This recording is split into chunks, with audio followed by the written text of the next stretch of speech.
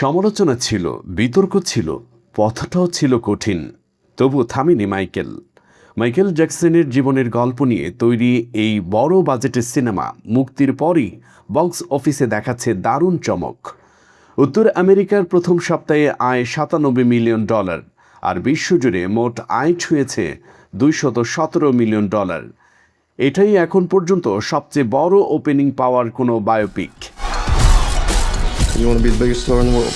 জ্যাকসনের ভাগ্নে জাফর জ্যাকসনের অভিনয়ে আন্তর্জাতিক বাজার থেকেও এসেছে $120 মিলিয়নেরও বেশি আয়। এর ফলে ভেঙে গেছে ওপেনহেইমার আর বহেমিয়ান র্যাপসিডির আগের রেকর্ড। তবে সমালোচনা একেবারেই থেমে নেই।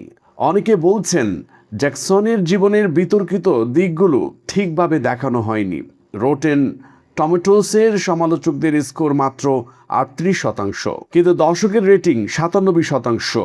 মানে দর্শকরা কিন্তু ছবিটিকে ভালোভাবেই নিচ্ছেন। নির্মাণের সময় ছিল ঝামেলা। শুটিং শেষে জানা যায় কিছু গুরুত্বপূর্ণ অংশ আইনি কারণে বাদ দিতে হয়েছে।